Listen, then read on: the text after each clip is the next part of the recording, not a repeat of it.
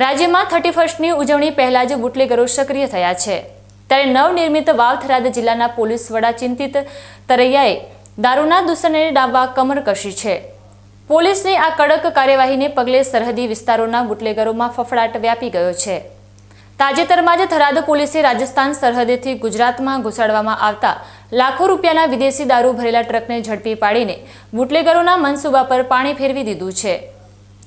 થરાદ પોલીસની ટીમ વાતડાઉ ગામ નજીક ભારતમાલા રોડ પર વાહન ચેકિંગમાં હતી। આ દરમિયાન શંકાસ્પદ જણાતી એક ટ્રકને અટકાવીને તેની તલાશી લેતા પોલીસ પણ ચોંકી ઉઠી હતી। બુટલેગરોએ પોલીસની નજરમાંથી બચવા માટે ટ્રકમાં ચોખાના કટ્ટાઓની આડમાં દારૂ છુપાવ્યો હતો। જો કે ઝીણવટભરી તપાસમાં ચોખાના કટ્ટા નીચેથી ભારતીય બનાવટના વિદેશી દારૂની કુલ 1140 બોટલો મળી આવી હતી। પોલીસે 15.90 લાખ રૂપિયાની કિંમતનો દારૂ, ચોખાના કટ્ટા અને ટ્રક મળીને કુલ 64.43 લાખ રૂપિયાનો મુદ્દામાલ જપ્ત કર્યો છે। આ મામલે પોલીસે પંજાબના રહેવાસી એવા બે શખ્સો ડ્રાઈવર સિમરનદીપસિંહ, હરજિંદરસિંહ અને જસબિંદરસિંહની ધરપકડ કરી છે।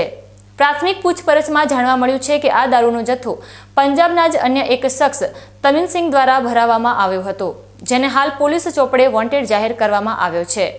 થરાદ પોલીસે પ્રોહિબિશન એક્ટ મુજબ ગુનો નોંધીને આ દારૂ ક્યાં પહોંચાડવાનો હતો અને આ નેટવર્કમાં અન્ય કોણ સામેલ છે તે દિશામાં વધુ તપાસ તેજ કરી છે।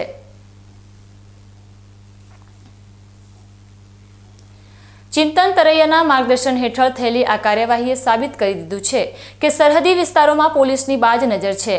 એક તરફ જ્યારે નવા વર્ષની ઉજવણીની તૈયારીઓ ચાલી રહી છે, ત્યારે પોલીસની આ મોટી કામગીરીથી દારૂની હેરાફેરી કરતા તત્વોમાં ફફડાટ જોવા મળી રહ્યો છે। આગામી દિવસોમાં પણ જિલ્લા પોલીસ દ્વારા સરહદી નાકાઓ પર ચેકિંગ વધુ સઘન બનાવવામાં આવશે।